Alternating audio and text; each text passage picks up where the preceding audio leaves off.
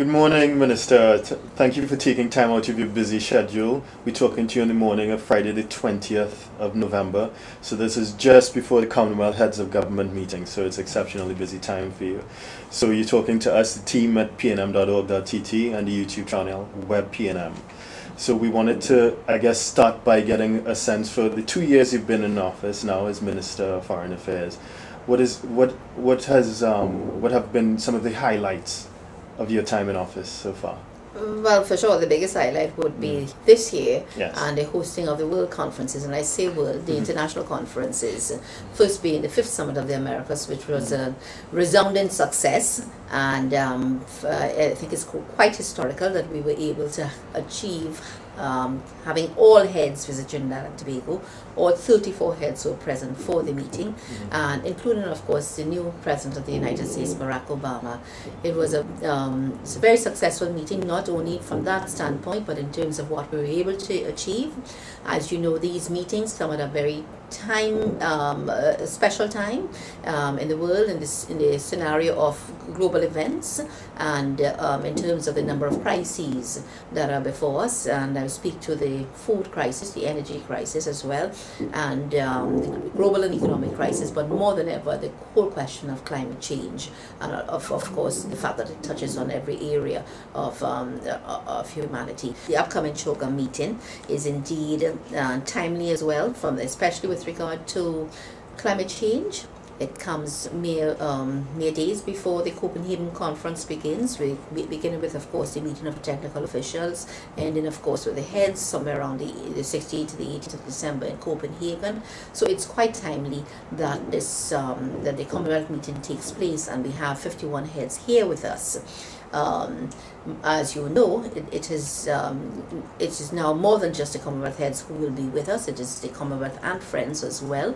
I can almost confirm that the French President, President Sarkozy, will be with us, and for the agenda item climate change, and also the UN Secretary General Ban Ki-moon, and also the Prime Minister of Denmark, Prime Minister Rasmussen, and also the Executive Secretary of the United Nations Framework on Climate Change Convention. He too will be here, and we expect that there is interest to have some other leaders from the other hemispheres, and we are quite eager to confirm these arrivals.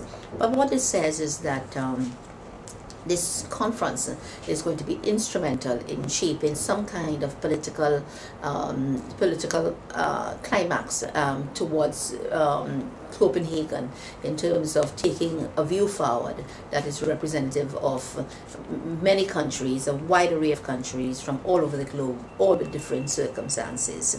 And this is what is so special about the Commonwealth. So for me, to go back to your question, this is indeed the highlight of my career thus far in the 2 years since I've assumed office. Other things are very important, and that is the foreign policy of Trinidad and Tobago.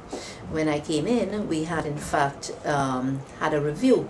The assignment had been mandated by Cabinet, and the review had been done, and Professor Jacqueline Braveboy-Wagner from City University was mandated with the task of reviewing the foreign policy, coming up with a new foreign policy to shape our international relations.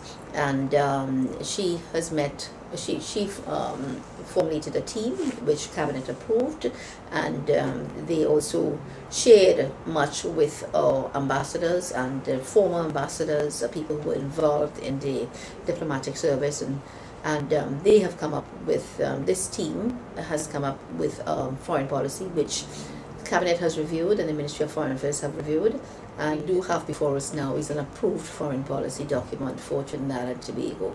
And at the turn of 2010, we will in fact lay this in Parliament, and also I suppose this is a document that we will expose to the world as to how Trinidad and Tobago wants to be viewed, and our engagement with the international community. And that is another highlight. Another big highlight will be, has been, I would say, because we're going to see the fruits of that very soon, the Diplomatic Academy. And again, Professor Jacqueline Breed-Wagner was charged with the responsibility of researching the Diplomatic Academy, along with an academic member of the of UWI. And they have come up, they too were charged with the responsibility of looking at the modalities of setting up such an institution. It's a goal, and and it should be open in January 2010. That gives us a fantastic opportunity to shape of our diplomats and our foreign service personnel, our international relations officers, and of course to be able to better service our citizens abroad, and to present Trinidad and Tobago in a manner where investors and so on would want to seek to do business with us. And so primarily, I would say those are the major highlights. Also, during this time, I'm particularly proud that we were able to improve our physical assets. And as you know, we have just opened a new Consulate General office in New York. We've purchased another office for Toronto, and we're just closing on another purchase in Washington to expand that mission over there. We're bursting at the seams in Washington. Washington will always be an important location for us in view of our relations with the United States. And of course, more than ever, I'm proud of the fact that we have redone Knowsley, which is to house the Ministry of Foreign Affairs. And also we've added another wing to the additional building at the back, so we do have expanded facilities for our staff at Knowsley. One other thing which I forgot to mention at this time, I would say we were able to bring on board considerable staff members, and so our numbers have increased tremendously. I think thus far we have probably brought on about 50 members of staff, and I'm talking about international relations officers and foreign service officers, and we should bring on another 20 before the close of the year. We should in fact